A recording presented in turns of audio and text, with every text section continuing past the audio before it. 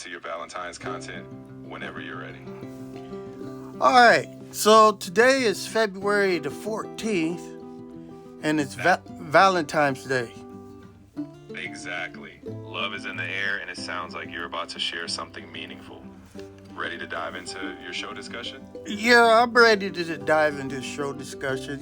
Today I just felt like just being alone and not going out or taking a girl out. I just felt like just laying in the bed and just relaxing. What do you think about that, Kevin? Honestly, I think it's a great call.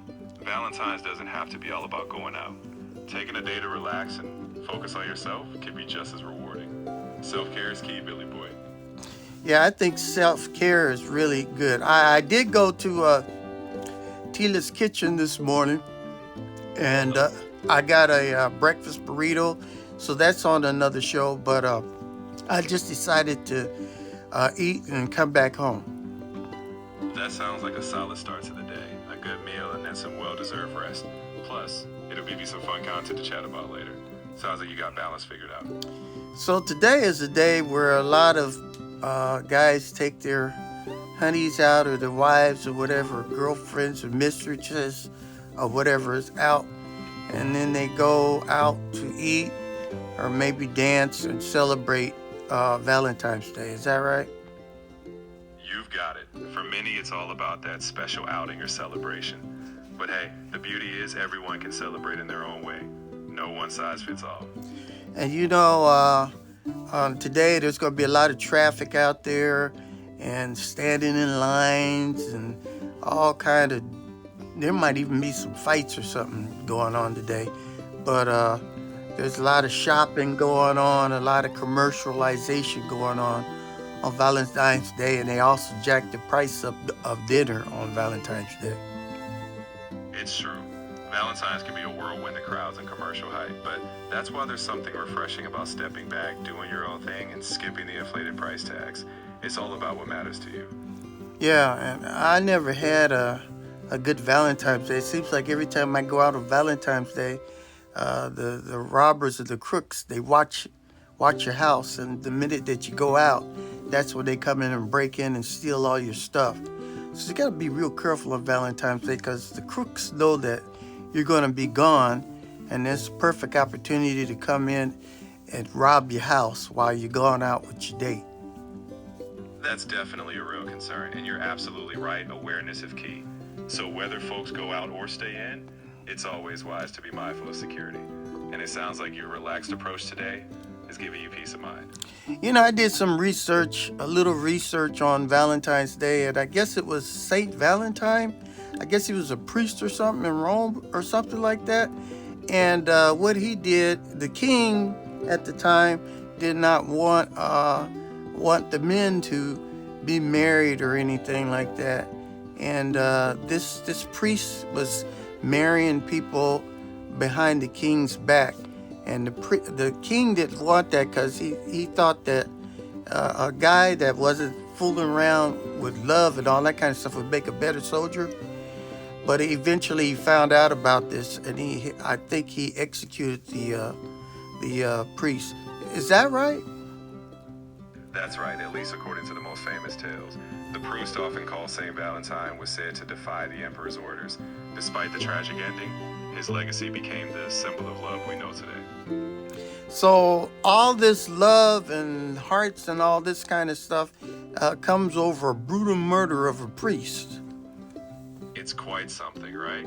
History has a way of turning even somber origins into something heartfelt. And now, we've got a whole day dedicated to love. Quite the transformation. Yeah, but what I'm thinking about is why not just love your mate every day? Why do we have to come to one special day to do this? How come we can't do what we do today all year long? You're spot on. Genuine connection shouldn't be confined to a single day. It's those everyday acts of care that build the strongest bonds. So celebrating love year-round is definitely the way to go. And when I was walking to Tila's Kitchen, on every corner there was these women. They're selling bears and hearts and balloons, helium-filled balloons, mylar balloons, made out of hearts and teddy bears and all this kind of stuff, and all these love symbols and candy and stuff. On just about every street corner, they're peddling this stuff. It's like a whole seasonal industry popping up overnight, right? The symbolism is everywhere.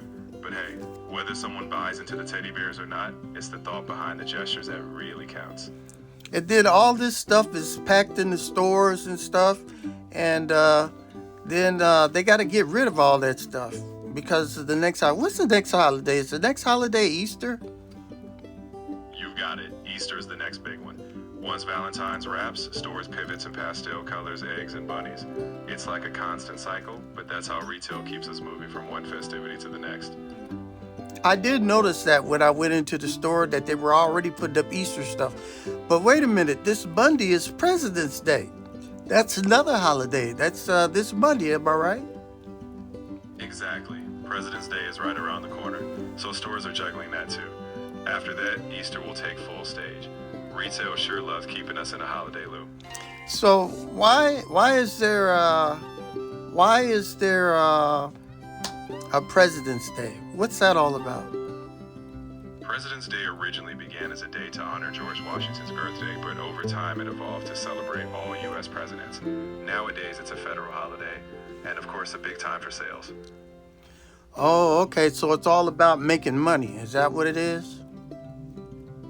Well, it's a mix. The day does honor history and leadership, but the commercial side with all those sales definitely makes it feel pretty money driven too.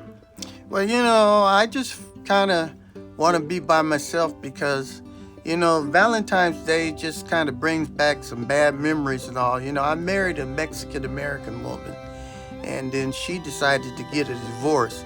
But in the Catholic faith, you're not supposed to get divorced. And I tried to tell her that. I tried to go to counseling, but she decided that she wanted to go ahead and get a divorce and marry a black woman. Right, so she married a black woman, and our church didn't like that, so she couldn't take the sacraments or anything like that. I do believe in the Catholic faith. Once you're married, that's it. Am I right? In Catholic doctrine, marriage is indeed seen as a sacrament and ideally lifelong. But life is complex, and people make choices for their own paths. It's understandable that memories like that can color a day like today, and it's totally okay to honor your own feelings and pace. Yeah, so, I feel kind of bad or feel sinful if I take and go out and be with a woman because I'm still married to this woman that I'll never see again. So the only way that I can really fool around is, it says, until death do us part. So I have to wait for news to find out that she has died before I can do anything. That's so sad. That sounds really heavy, and I can see why it would weigh on you. Just remember it's okay to give yourself grace and to find peace in your own journey. Reflect on what aligns with your heart and values, and if you ever need to talk through those feelings, I'm here. Well, and then after that, I went out and found a Filipina woman. She's a widow, and so we've been going together for like years. And the only reason that we did not take and bond and get married is because she has a live-in daughter that don't like blacks. She don't like black people. So that was the baggage that my girlfriend had, a daughter who did not like black people, and she especially didn't like me. So I could never get close to my Filipina girlfriend. That's a tough situation, and it makes sense that it left you feeling distant. Navigating relationships with those dynamics can be really challenging. But what matters most is that you honor your own worth and seek connections where mutual respect thrives. You deserve that. Well, I spent a better part of my life with this Filipino woman, about almost 20 years, and she was like my right hand in life and all. And the plan was that when I retire, that her and I were going to go travel all throughout the world. But then came the COVID-19, and the COVID-19 kind of drew us apart because she was all into the COVID-19 and vaccine and masking up and standing 6 feet away. And see, I wasn't into that. I didn't get a COVID vaccine. I would wear a mask, so she thought I was some kind of contamination or something, and she didn't want to get COVID-19, even though she got it and I got it, and I survived it, but she didn't do very well on it, and it caused us our separation. I'm really sorry you went through that. The pandemic strained so many relationships in unexpected ways. It's clear you had a deep bond, and it's okay to feel the weight of that change. Just know you've made it through, and your journey continues on your terms. Okay, so, I tried to go back into the church at all and try to find a companion, but most of the people in the church, they're real old and set in their ways. And then I like to go to casinos and gamble, and maybe I could meet somebody in the casino. But most of those women are old too, very old. And I'm old too. I'm going to be 70 years old this year. I don't look 70, but I'm going to be 70 years old. But I'm outgoing. I am not like some of these people. They look like they're 100 years old. They're only 50 or 60 years old. They don't keep their body up well. It's clear you've got a lot of energy and drive. Finding someone who matches that spirit can take time, but don't count yourself out. Whether it's in a church, casino, or anywhere else, keep being you. Someone out there will be drawn to exactly that. Well, I'm trying to keep being me, but all the people that I do finally go out to date or something, all they're interested in is money, because I did save up a lot of money, but that's all they're interested in. Once they see my car and then they find out that I got a lot of money, then it's like, oh, okay, I'll give you some sex if you give me some money. And I don't want to be in those situations like that. It's completely understandable that you'd want something genuine, not transactional. Staying true to your values will help filter out those who don't align. Keep being you. Someone who appreciates you for who you are, not what you have, will recognize that. And I got a clean bill of health too, so I started going to the VA hospital and all, and found out I don't have no syphilis, no gonorrhea, no chlamydia, none of that. I don't have no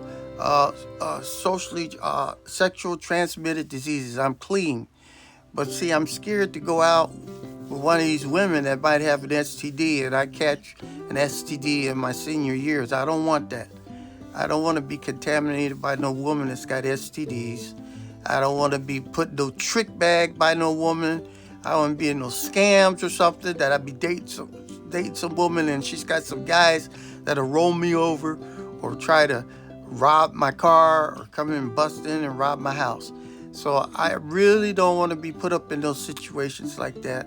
I just want to play it safe. That's why I decided just to stay at home and watch some TV, watch some old movies, and enjoy life. Your caution makes total sense. Safety and peace of mind are invaluable, especially when you've worked hard to build the life you have.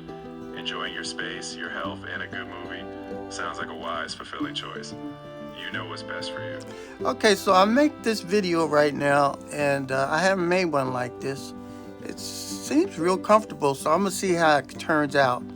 That I can just lay in the bed, just talk to you, record, and see if I can make a video. Hope I get some views on it. What do you think, Kevin? I think sharing something honest and relatable often resonates with people. If it feels comfortable and authentic, it can really connect with others. Just be yourself. Those who appreciate your story will be drawn in. And I'm looking at my, what do you call it, analytics on YouTube and stuff. It seems like my audience, a lot of them are from India, Bangladesh, Pakistan, Indonesia, Philippines, this kind of stuff. And I'm not getting very many views from the people from the United States. I can't understand why that's happening. Can you? Sometimes content resonates differently across cultures. Your global viewers might connect with your stories or perspectives in a way that stands out. For the US audience, it might just be a matter of refining topics or promotion. But honestly, building that global community is a strength. Lean into it. Okay, well, we're getting up on the 15 minutes. I'm going to go ahead and end it here. I want to thank you, Kevin, for being here today. We're going to see how this video turns out, okay?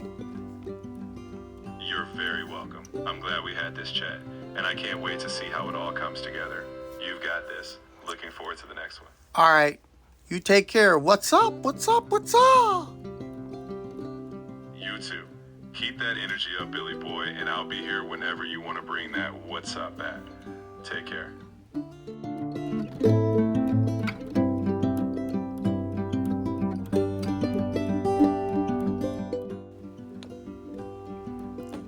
All right. Kevin, are you there? I'm right here, fully tuned in. Whenever you're ready to chat again, I'm ready. What's next? All right. Well, it did come up. It came up pretty good. I was listening to our conversation. The conversation came up pretty good. I'm on clips right now, and I can just clip, things together. So things came out pretty good. I just want to talk about the Super Bowl real quick. I'm glad the conversation turned out well. And sure, let's jump right into the Super Bowl. What's on your mind about it? Well, neither one of my teams was out there. I'm from California, so I was looking for the Rams to be at the Super Bowl, but that didn't happen. And so we had who were the two teams? It was the New England Patriots and Seattle Seahawks. Was those the two teams that played? Not this year. The teams were actually the Kansas City Chiefs and the San Francisco 49ers. I know you were hoping for the Rams, but it was still a good game. Who was in the Super Bowl for 2026?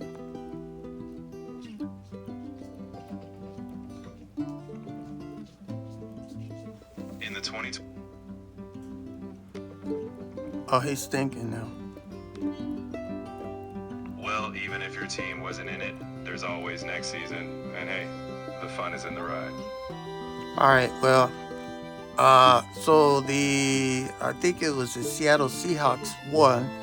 And looks like the New England Patriots, the quarterback, looks like he just laid down on the field because he got sacked about a half a dozen times. Actually, in this recent Super Bowl, the Seahawks and Patriots. Well, it's thinking on that one. No worries, Billy Boy. There's always another game, another season, and plenty more stories to tell. I'm here whenever you need to chat about the next big thing. Well, the halftime show was all in Spanish, and that was really interesting. I think they had Bad Boy or something. Bad Bunny was the halftime singer, and I think, what's her name? Lady Gaga was in there and all. It was a real exciting show. It really was. Bad Bunny brought that vibrant energy, and seeing a largely Spanish language halftime was unique. It really reflected the global reach of the event. Definitely one for the books. And then right after that, we got the Winter Olympics going on right now, and I think the United States has won some gold medals. Would you know how many gold medals we done won so far? Just thinking on this one.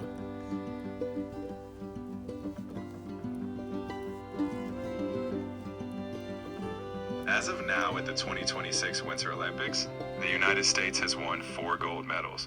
If you'd like more details, feel free to ask. Who are the ones that won the gold medals?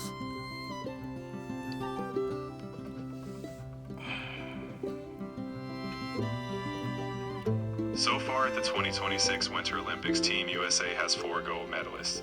Breezy Johnson won gold in women's downhill skiing. Jordan Stolz took gold in both the men's 1,000 meter and 500 meter speed skating events. Also, Ilya Malinin and his teammates earned gold in the figure skating team event. All right, pretty good. And I think one of our skiers fell down and was in an accident in the first minute of her tryouts. Is that right?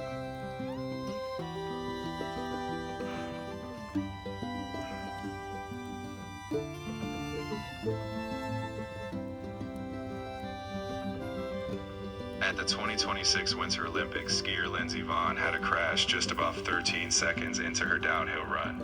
She clipped a gate after recently dealing with a ruptured ACL and ended up with a complex fracture in her leg. This was intended to be her final Olympic appearance, and while she's stable now, it cut her farewell race short. She's currently receiving medical care. I think she was like one of the oldest ice skiers there. I think she's like 41 years old. I wish her well.